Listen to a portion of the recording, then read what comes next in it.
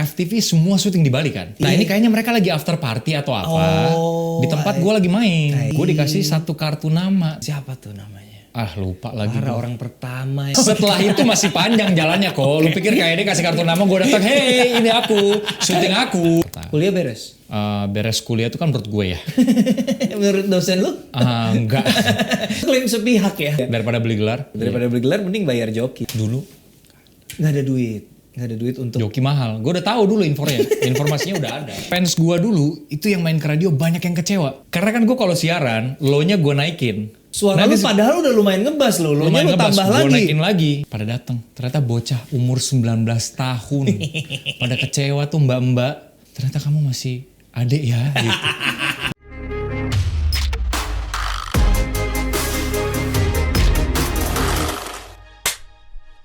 Selamat datang kembali di Inframe Bincang-Bincang bersama para pelaku sinema. Dan hari ini kita bersama pelaku sinema / sinetron Deva Mahendra. Woi, nyaman bro di TV bro? Hah? Nyaman di TV? Kalau dibilang nyaman di TV kan sebenarnya gue orang TV lama juga. Orang TV lama ya? Gua balik kan, ke TV, tapi lu udah lama gak stripping dong? Iya gak sih? Enggak, gue di TV lama tapi kan lebih ke reality show I think. Ya sama sitcom. Oke, ya tetangga masa gitu. Yang e-news dulu, yang gue bawain news. Ya, presenter ya. Ya kan? Tapi kan udah lama gak stripping sinetron toh? Iya, hampir gak pernah kan malah kan sebenarnya. Rasanya balik ya belajar lagi sih jadinya. Belajar ini uang sebanyak ini mau diapakan gitu, belajar gitu ya? Oh enggak. Lebih ke kayak gini loh. Tapi jujur, gue tuh sempat ada di satu titik di mana jangan-jangan saking gue nyamannya di film, mungkin spektrum acting gue jadinya segitu-segitu aja. Oke. Gitu. Mungkin gue butuh medium yang berbeda. Tetap berakting gitu. Makanya kan sebelum sinetron itu beberapa bulan sebelumnya kan gue monolog teater. Oh, memang lu lagi dalam fase eksplorasi. Eksplorasi ya mungkin, puber kedua lah di di keaktoran. Iya. Gitu. Nah termasuk juga sinetron itu salah satu cara gue buat, mungkin siapa tahu kalau gue gabung di situ, gue bisa dapat ilmu. Oke. Selain bayaran per episode gitu ya. Iya, of course, iya tentunya. Baru menikah kan pasti perlu persiapan tabungan buat rumah tangga toh. Dibilang cocok sih lebih ke perfect ya. Asik. Apa sih? Tapi gimana kehidupan pernikahan? Seperti yang dibayangkan? Tiap ketemu bahkan saudara-saudara gue gitu, gimana rasanya menikah, gimana rasanya? Kalau gue boleh jujur sebenarnya sama-sama aja. Karena gue menikahi orang yang sebenarnya gue udah kenal dan gue memang pengen spend sisa hidup gue sama dia gitu. Bayangan pernikahan di kepala gue tuh emang nggak pernah ada sih actually. Maksudnya kayak pernikahan yang yang bener tuh kayak gini nggak ada. Nggak merasakan perubahan signifikan ya paling lebih ke karena tinggal bareng ya pasti ada penyesuaian gitu kan. Kayak siapa nih yang pakai kamar mandi duluan gitu. Tadinya kan bisa senak gua kan. Oke. Bikin dua lah kamar mandi, Ikatan Cinta, stripping, sinetron, masa nggak bisa di kamar mandi dua? Bikin dua ya. Takutnya chemistry-nya malah nanti gitu loh. Tapi lu udah kenal lama ya emang ya? Kalau kenal udah lama banget kan. Oh kenal as in, saling kenal aja udah bahkan lama udah banget. Pernah seproject bareng beberapa kali kan. Iya. Terus gue juga kenal baik sama almarhum nyokapnya. Cuma memang itu diawali dari persahabatan. Lagunya dia juga memang kan di sinetronnya kan. Oh itu dia yang main. Yes. Ya? Iya. Berarti pas belok kanan Barcelona tuh belum ya? Belum, itu ya? masing-masing waktu itu. Oh masih dengan pasangan masing-masing. Iya. Terakhir ketemu Ghost Rider 2 ya Dev? Terakhir ketemu Ghost Rider 2. Sisanya interaksi online pun juga terputus karena abang gue yang gamer ini ternyata memutuskan untuk gantung stick. Satu grup sama Deva main foot FIFA tapi karena menurut saya toxic jadi saya keluar dari grup itu. Sekarang ada yang lebih toxic lagi. Apa tuh? Gue sekarang lagi shifting nih dari game bola, gue main basket 2K. Itu NBA. toxicnya next level karena lu main sama orang satu server Asia. Kalau kita kan di foot terbatas ya, paling ketemunya kalau online Malaysia, Thailand, Singapura. Iya kali nggak tahu gue. Itu dari mana orangnya, hanya orang itu doang. Nggak ada orang misalnya Korea. Karena kalau foot itu server Asianya kita ditaruhnya di Singapura. Makanya kenapa kita kalau main lag-nya nggak parah kan? Lumayan lah. Tapi itu nggak parah. Segitu Bandingin nggak sama 2K. Kalau 2K itu server aslinya ditaruh di Jepang. Jadi kalau kita main tuh bisa main sama orang-orang di Beijing, Taiwan. Kenapa itu Jepang, lantas Korea. menjadi lebih toksik? Karena you can talk while you're playing. Oh, Jadi jadi kalau- trash talking gitu. Next level. FIFA nggak ada apa-apanya kok, jauh. Iya. Next level. Berarti selalu pakai headset sambil Iya. main. Game chat, 2K itu kan basket. basket. Lu berarti berlima sama siapa? Berlima sama random, tapi bisa sama teman-teman kalau kita janjian. Oke. Cuma kalau dibandingin sama pemain foot di Indonesia, 2K komunitinya kecil. Yonglek salah satu yang cukup Yang Lex ya? aktif di 2K. Gue justru kayak banyak Kemal. nanya sama dia. Kemal Udah enggak sih. Kemal udah enggak ya? Paling Yonglek tuh masih aktif. Jadi kita pernah bersama di satu grup WhatsApp game, tapi karena saya terlalu tersedot ke dalamnya, jadi saya cabut. Itu Jadi kalau kita dipikir-pikir itu kita buang-buang waktu banget. Memang hanya baru bahas- sadar lu. Hanya bahas kartu yang spek pemain real life-nya dibikin kayak speknya Subasa, tahu nggak? Gila ya. Speed 99, shooting 9, suka-suka lu. Aduh. Ya itulah. Dev, lu tuh awalnya dari mana sih, Dev? Gua kan tau lu kecil tuh di Makassar ya? Kecil gue di Papua, Papua. Timika. Lahir memang gue tuh di Makassar. Oke. Lahir Makassar. Cuma begitu umur 3 bulan karena kakek gue ada kerjaan di Papua. Oke. Gue ikut kakek sama nenek gue di sana sampai akhirnya gue lulus SMA. Sampai lulus SMA. Sampai di lulus Timika SMA, tuh. kuliah di Bali, beres kuliah di Bali baru gue ke Jakarta. Kuliah beres. Beres kuliah itu kan menurut gue ya. Menurut dosen lu? Enggak, Jadi itu klaim sepihak ya? klaim sepihak. Ya makanya gue gak punya gelarnya kan. Iya, Karena iya. klaim sepihak. Iya, gitu. iya. Daripada beli gelar. Iya betul. Daripada beli gelar mending bayar joki sih. beda. Dulu Nggak ada duit untuk. joki mahal. Gue udah tahu dulu informasinya udah ada. Cuma kayak duitnya nggak ada. duitnya nggak ada. Udah tahu gak? Jokinya harusnya temen sekampus aja yang udah lulus duluan. Itu caranya. Jangan cari joki komersil mahal. Ah, Ini kita sesat banget ya. Kuliah lagi apa Nggak cari yang enggak. Lu ke Jakarta waktu itu apa? Udah ada cita-cita apa, lu udah dapat peluang buat masuk entertainment apa dulu? jadi waktu gue di Bali, inilah ya ngisi waktu gue sambil gue kuliah tuh gue ngerjain banyak hal. Gue magang di kantor pariwisata lah, jadi tukang antar surat. Gue di radio, Nanti apa tidak radio apa? Elkoga. Elkoga Radio Bali. Gue baru denger sih, gue 3 tahun tinggal Iya, di Bali nggak tahu ada radio. Dia emang segmentasinya tuh lebih ke kayak orang kantoran pulang kerja dengerin itu gitu. Oke. Makanya lagunya 90s mostly. I see. Heeh. Makanya Makanya gue taunya kalau nggak OS, kalau nggak Phoenix, Iya. Penguin. fans gua dulu itu yang main ke radio banyak yang kecewa. Karena kan gua kalau siaran, low-nya gua naikin. Suara lu padahal udah lumayan ngebas lo, lu Lumayan tambah ngebas, gua lagi. naikin lagi. Karena gua liat senior-senior pada begitu kan. Oh gitu. Nanti 6.9 Elkoga Radio Bali ketemu lagi bersama saya di pemain. Gitu kan. Iya. Pada datang, ternyata bocah umur 19 tahun. Pada kecewa tuh mbak-mbak. Ternyata kamu masih adek ya gitu. Mereka bayanginnya tuh kayak figurnya tuh kayak udah yang brewo, apa kacamata Tapi gitu. kamu belum legal. Sementara gue kesana tuh masih pakai baju oversize. Halo. Pas di radio jadi personality yang berbeda gitu. Oke. Nge-MC tuh, mulai nge-MC. Akhirnya MC kan Ya, gitu. radio pasti nge-MC. Pengembangan karirnya punya radio kan gitu. Bener. Ditawarin MC dari MC apa wedding, terus kayak acara-acara gathering company Iya. gitu. Dari situ gue nge-DJ.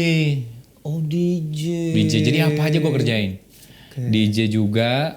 Cuma gue make sure bahwa apapun yang gue lakukan meskipun itu menurut orang random tapi gue menikmati. Oke. Gitu, gue enjoy karena emang gue pengen belajar. Nah itu gue belajar DJ dari ini masih piringan hitam itu. Oh serius? Bukan pakai yang apalah namanya? Belum alatnya, digital gua nggak tahu ya, karena digital itu. gue kebetulan apesnya dapat guru yang so idealis banget ya. Beruntung dong, bukan apes. Lu malah dapat basic yang tapi kuat. dari semua DJ yang gue kenal di komunitas dia yang paling sepi job. Gitu. Tapi paling idealis. Oke. Nah, dia ngajarin gue tuh dari yang piringan hitam, kalau gue salah gue dilempar sendal gitu-gitulah. Oh, wow. Sampai akhirnya gue shifting ke digital kan. Udah digital, udah males, laptopan udah pakai playlist gitu-gitu, repertoarnya udah diatur. Dari situ satu ketika waktu itu gue lagi DJ kalau nggak salah. Terus ada Casdir nih. Dulu kan zaman-zaman itu FTV semua syuting di Bali kan. Iya kan? Iya. Nah ini kayaknya mereka lagi after party atau apa. Di tempat gue lagi main. I see. Gue dikasih satu kartu nama tuh. Siapa tuh namanya?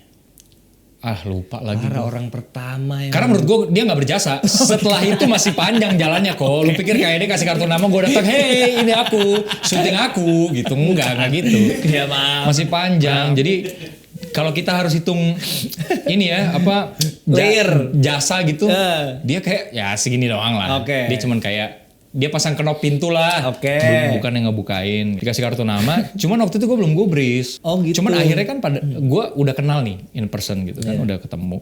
Dari DJ juga, gue ketemu sama agensi lokal. Nah agensinya gue tahu, namanya Ibu Latifa. Dia tinggal di sana, dia memang biasanya yang supply pemain-pemain lokal dari Bali gitu untuk CFTV gitu. Nah dia nawarin, lu mau gak kalau syuting-syuting? Saya kemarin ditawarin langsung aja gak mau gitu kan. Gak ngerti saya Bu kalau syuting-syuting gitu gak paham gitu. Cuman ditawarin sampai waktu itu dia ngasih tahu fee-nya. Sudah kuduga. Ini pasti gak tahu duitnya aja, begitu tahu duitnya pasti langsung semangat. Perannya. Jadi dia bilang, ini kamu kemarin aku tanpa sepengetahuan kamu gitu kata dia kan. Aku kirim fotonya, ternyata mereka bilang boleh nih bawa aja ke sini gitu. Terus dikasih perannya, kamu jadi peran sahabatnya peran utama. Waktu itu gue main sama Ramon Yetungka. Sahabat peran utama loh. Gitu. Dibilang, wah ini jarang nih, biasanya cuma disuruh lewat-lewat doang. Ini kamu dikasih dialog. Oh ya, sama gue selalu make sure sama si Ibu Latifa, tiap dia nawarin gue tuh selalu gue tolak karena gue cuma disuruh kayak duduk di kafe, lewat. Gue bilang gue nggak mau kalau nggak dipasangin clip-on harus ngomong. Asik. Orang radio, ya kan. Harus denger vokal gue dong. Akhirnya ditawarin itu, gue mau. Dari situ berlanjut tuh. Masih sering dikasih lagi. Lu banyak ketika debut itu? Lumayan karena sama Ramon dulu. Terus, dialog segala banyak. Cuman kan masih kaku banget ya. Dan gue nggak ngerti kalau ternyata satu adegan tuh bisa diambil beberapa kali. Judulnya gitu. apa ingat? Biar bisa dicari. Pokoknya yang pernah gue main nih FTV-nya tuh judulnya Bidadari Rumah Kos, itu mainnya sama Caca, Natasha Rizky, Bidadari Rumah Kos. Cuman itu gue datang cuma di ending FTV, jadi cowok dari Jakarta yang pada akhirnya bikin patah hati semua penghuni kos, gitulah ya. Karena ngejemput, karena mereka kan naksir si Bidadari Rumah Kos. Ternyata selama ini kenapa si Bidadari ini nolak 3 orang ini peran utamanya? Karena ada ini gitu. Ya waktu itu yang main Dian Sidik. Nah, Ramon juga kalau nggak salah. Nah kalau yang sama Ramon nih judulnya apa ya? Bidadari Rumah Kos. Coba terus diinget-inget. apa? Ada Cinta di Kandang Sapi. Gue kalau itu beneran ya? Cinta di Kandang Sapi. Kalau nggak salah iya. Bener judulnya. Nah itulah. Tapi itu karena menurut gue belum signifikan dan gue belum menganggap bahwa gue serius berkarir di industri ini gitu. Jadi emang itulah kenapa kalau lu tanya detailnya gue tuh suka lupa gitu, suka hilang. Tapi keluarga support ya dari awal. Mereka nggak tahu. Akhirnya tahu dari lu atau lah kok ada anak gue pas gitu. tayang di TV. Serius. Jadi dari yang FTV yang gue cuman kayak perannya 1-2 scene tapi dialog. Mereka udah ada yang nanya-nanya tuh, kamu syuting gak gue gubris. Kenapa? Malu. Gue tuh apa ya? Nggak didukung. Gue tuh biasanya emang nggak suka ngasih tahu. Tar aja deh kalau udah jelas hasilnya gitu ya. Tar aja. Dan waktu itu gue juga ngerasa gue belum jadi aktor gitu. Itu masih.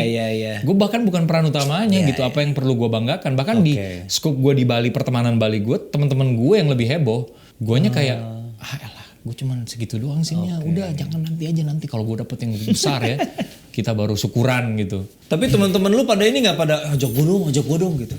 Nah kebetulan teman-teman gue juga beberapa dari mereka memang sudah ikutan duluan. Ajun Perwira itu teman main gue di Bali. Bahkan sebelum dia ngartis. Kita tuh kemana-mana bareng mulu di sana gitu. Pas di Jakarta aja ternyata punya geng masing-masing, kesibukan masing-masing gitu. Jakarta malah jarang ketemu, di Bali tiap hari bareng. Tuh. So what's the first big break yang put Deva Mahendra on the map tuh apa? Yang akhirnya bikin gue pindah ke Jakarta for good. Series 30 episode, judulnya Sarangnya I Love You.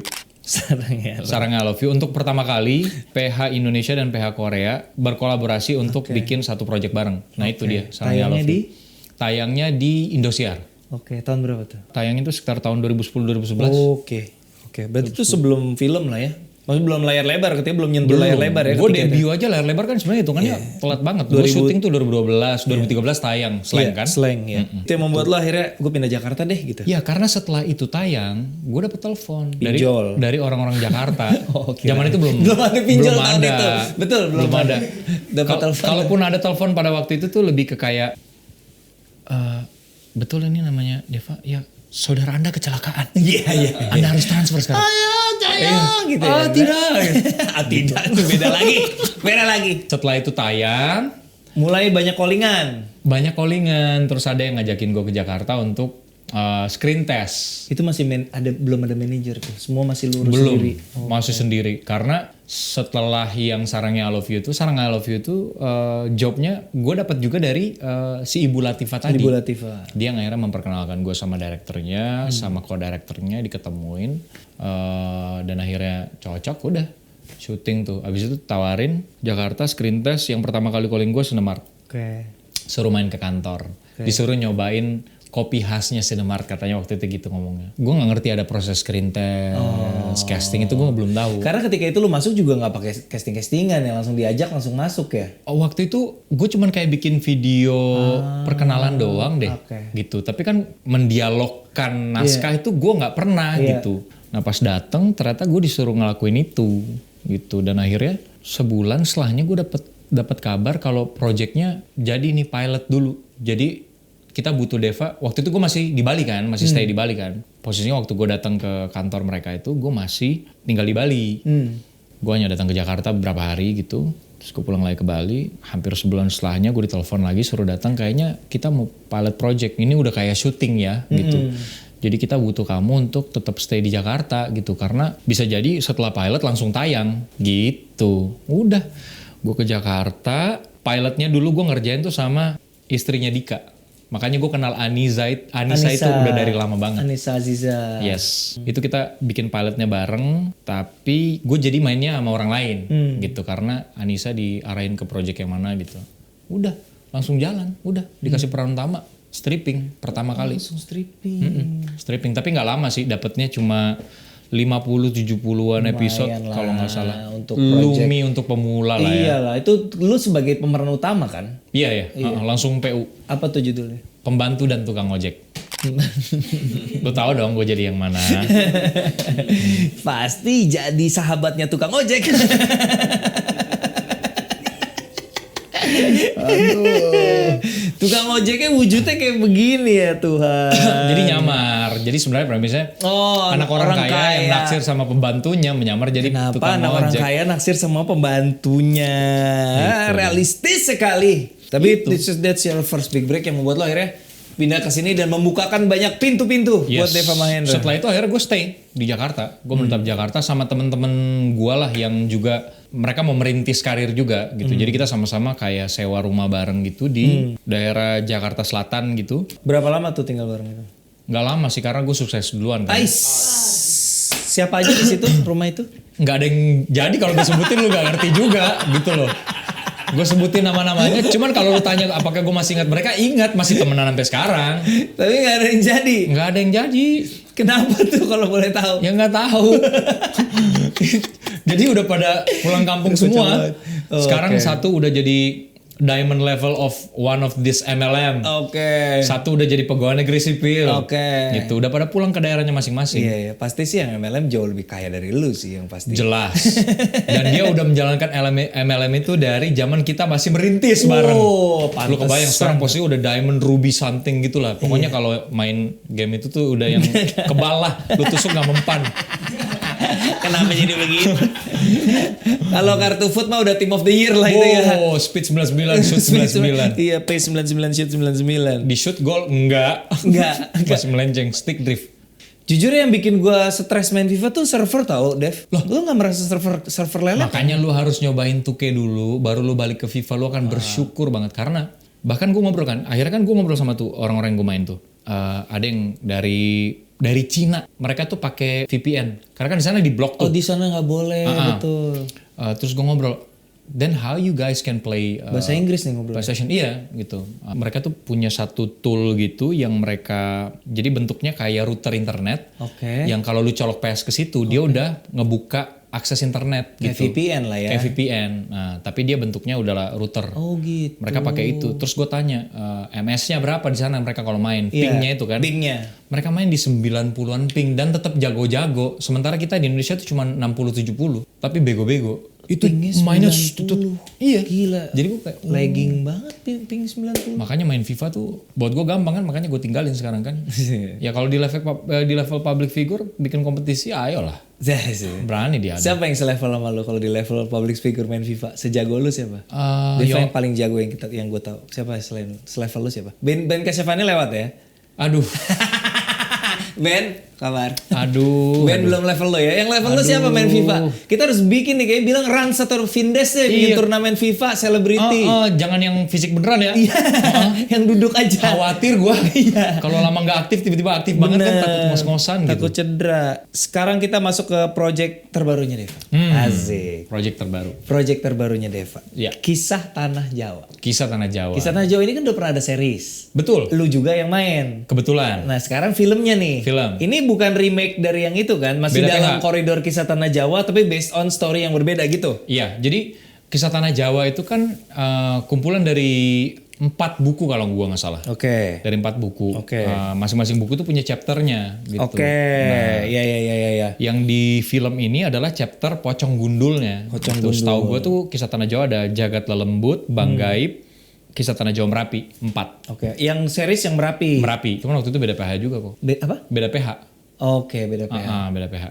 Yang Kisah Tanah Jawa ini memang yang bisa dibilang dari rangkaian 4 buku ini salah satu yang cukup sering dibahas di YouTube sama si Om Hao-nya.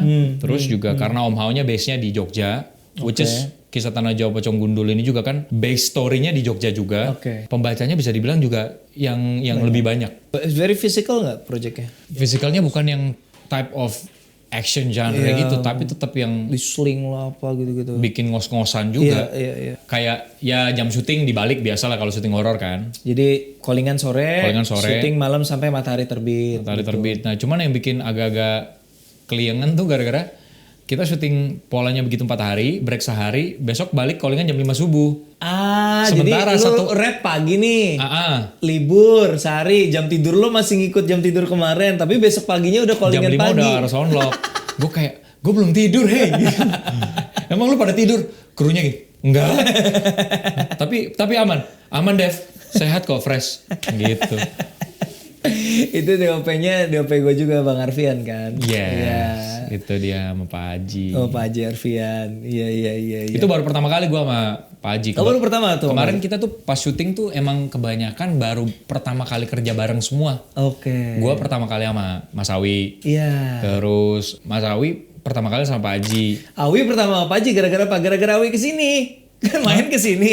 Ngobrol-ngobrol terus itu gue bisa selesai cek toko sebelah 2 ketika itu.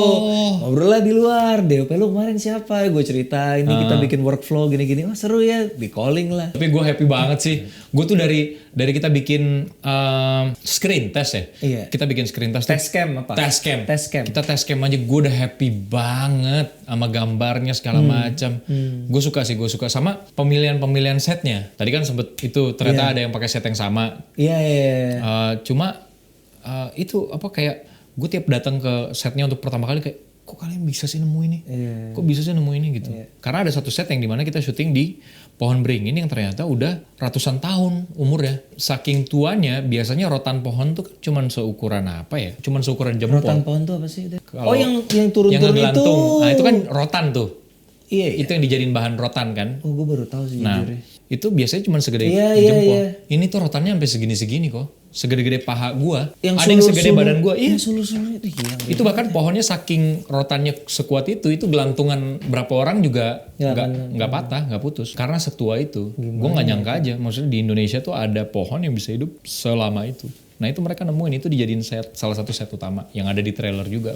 Gimana ininya rasanya syuting di tempat kayak gitu? Pas syuting ya, pas gue datang setnya udah begitu, gue mencoba untuk jadi orang yang tetap respect sama lingkungan, tapi somehow ignorance juga lah sama hal-hal yang nggak perlu juga gue rasain gitu. Oke. Jadi gue denial aja selama syuting. Gue nggak pengen kayak misalnya ada kru kesurupan gitu. Udah gue tinggal, gue nggak mau nonton. Tapi ada. Ada. Beberapa kali. Hari pertama kita syuting di set Beringin itu Baru hari pertama ya? baru hari pertama. Gue lagi mereka habis latihan nih. Latihan dengan mantra-mantra. Udah blocking gitu segala macam. Ya ini final check lah. Ya, Oke, final check ya. ya. Oke, final check. Sunyi kan tuh final check lagi cek. Tiba-tiba ada suara au ngelong-ngelong. Ternyata itu salah satu ekstrasnya. Udah gue kayak gitu-gitu gue tinggal aja gue ke base camp gitu. Jadi gue nggak mau hal-hal kayak gitu jadi ngaruh malah ke gimana gue ngebawain karakternya nanti gitu kan. Iya. By the way buat teman-teman yang belum nonton trailernya mungkin bisa ceritain premisnya apa sih Dev?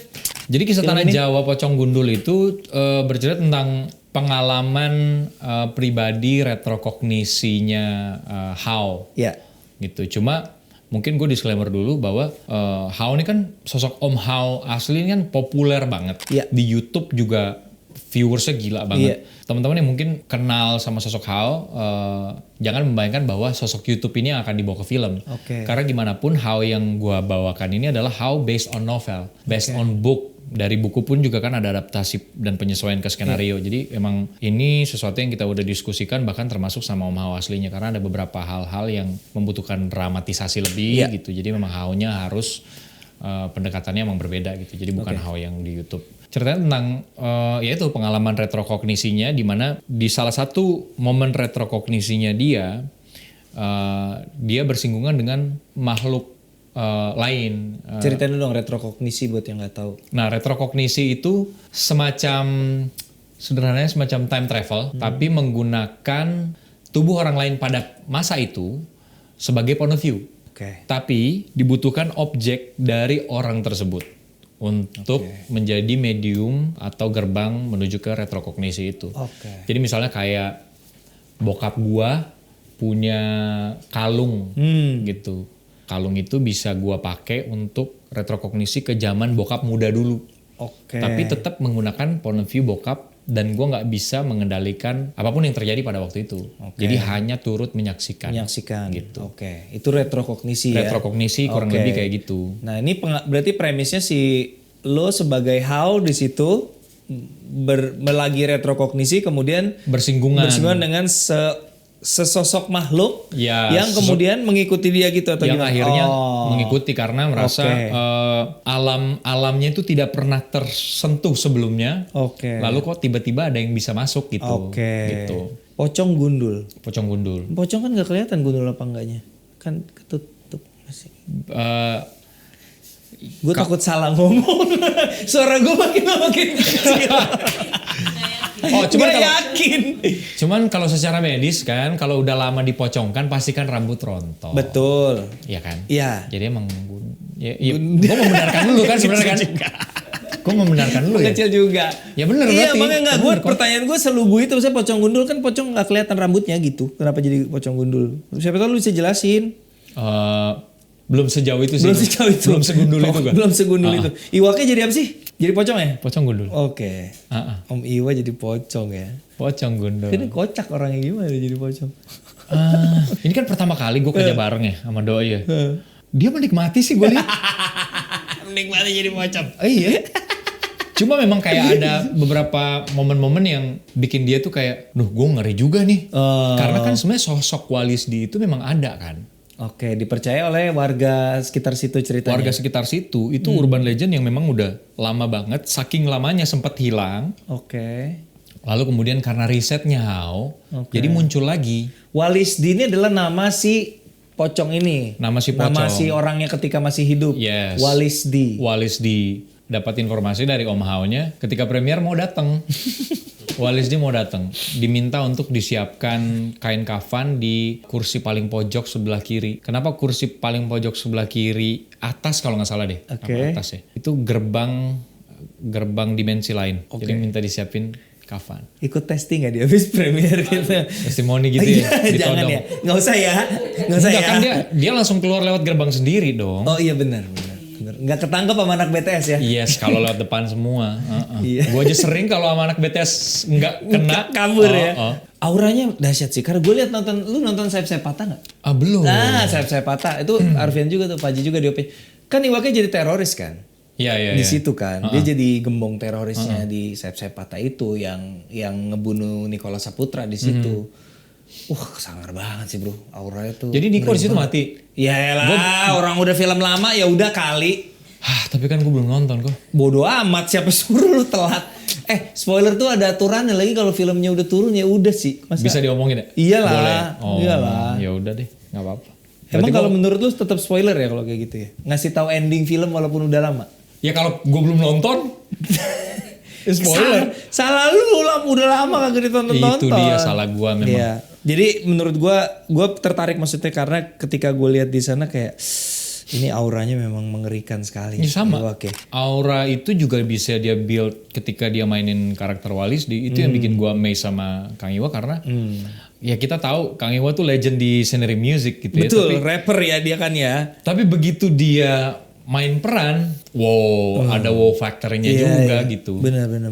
Ini dengar mantranya agak serius ya, maksudnya bukan cuman mumbling words yang kayak ya udah ditulis aja gitu. Real. Iya itu kata real benar. Nah itu makanya kesurupan hari pertama kan karena mantranya diulang-ulang terus kan, mantranya diulang-ulang terus mungkin posisinya dia ke bawah kali, nggak tahu.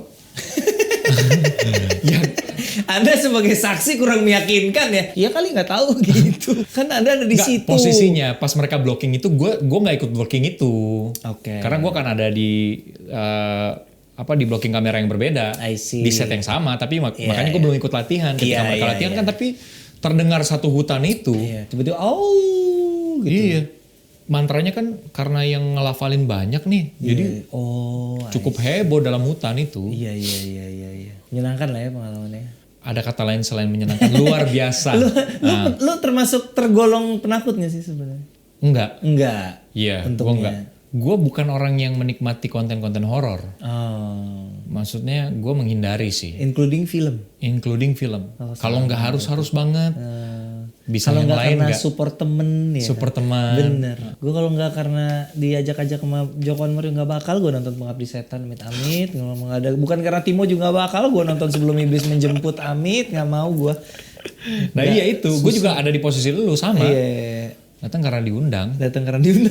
Kadang-kadang karena penasaran atau mungkin kayak ada kebutuhan khusus mungkin untuk specifically tahu ceritanya atau mungkin jadi bahan riset atau apa gitu. Iya. Bisa mau jadi. nggak mau harus nonton kan? Bisa jadi. Oke, kita keluarkan bowl of question. Di sini ada beberapa pertanyaan yang bisa aneh-aneh pertanyaannya. Waduh. Coba ambil. Ambil aja yang mana ini. Bebas berdasarkan warna partai favorit. Nggak ada, aman. aman. Apa adegan film yang paling mengerikan yang membekas di ingatan kamu? Kenapa? Tadi kayaknya gue udah jelasin, cuman kayaknya nggak boleh. Tadi Deva menjelaskan sesuatu yang sangat mengerikan, tapi nanti jangan deh meninggal.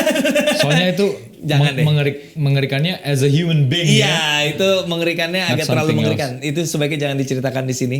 Apa ya? Kalau pengalaman mengerikan selama syuting, kan nggak harus film horor loh, bisa aja. Oh selama hidup misalnya? Selama syuting tapi selama syuting tapi hidup lampau banget. Selama hidup. Emang kalau selama hidup apa pengalaman paling mengerikan? Nggak ada. Nggak ada bener? Nggak ada. Nggak ada ya? Nggak ada, sama sekali. Enak-enak aja hidup lu ya? Mengerikan apa nih? Kita bawanya ke horor atau? Anything, tragedi. Oh, ada lah. Apa? Banyak lah. Satu aja deh. Satu aja ya. Kehilangan sahabat. Iya kan? Memilukan itu ya, bukan? Iya, bukan mengerikan ya. Iya, memilukan. Kalau contoh nih misalnya nih mengerikan tuh gimana sih? Contoh ya, lagi gua kecil nih di depan rumah gua ada abang beca. Dulu kan zaman kita kecil, gua kan udah tua ya, masih banyak beca di Jakarta. Ada anak kecil, biasanya tuh kalau abang beca tuh anak-anak kecil suka kayak naik-naik sembarangan gitu. Ada satu orang yang jari kakinya masuk ke dalam gerigi. Terus lu lihat? Gua nggak lihat dari dekat. Jadi di depan rumah gua tuh, wow, ya anak ini darah di mata gue. Oke, saya tidak mau lihat gitu. Itu kan mengerikan. Tunggu, gua kan besar di Papua. Iya. Lu mau adu-aduan cerita begitu? Hah? Gua nggak bermaksud. Cuma kan nanti nggak boleh juga. Enggak. Ya, kena lagi ham. Coba, iya. Kenapa sih gue punya cerita yang tidak boleh diceritakan? Makanya gue anaknya pendiam kan. Oke. Kita ambil pertanyaan lain aja kalau gitu deh. Gini aja deh udah. Biru. Warna favorit bini gue nih. Biru ya? Nah nih, apa isu sosial akhir-akhir ini yang membuat kamu bersemangat membahasnya? Jelaskan. Lu tipe yang suka lagi di tongkrongan tiba-tiba ngomentarin isu sosial gitu gak sih? Enggak lagi. Enggak kan, setahu gue juga.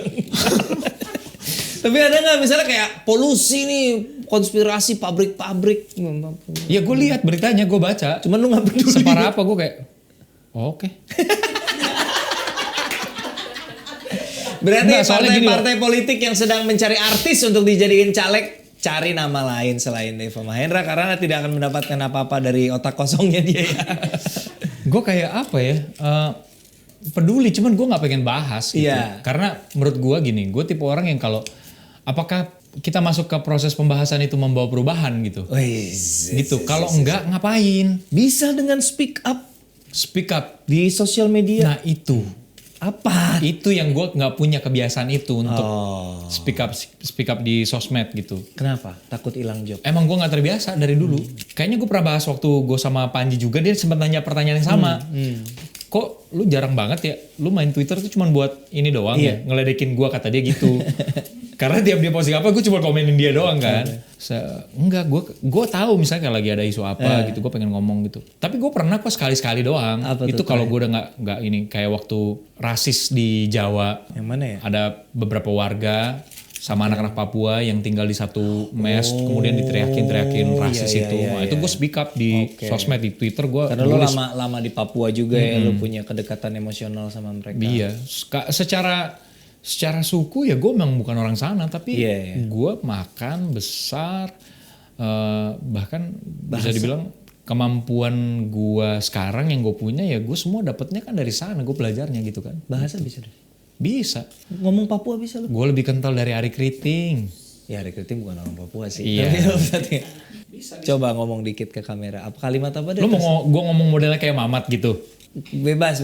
Yang menurut lo paling natural di lidah lo aja. Ini masalahnya nih.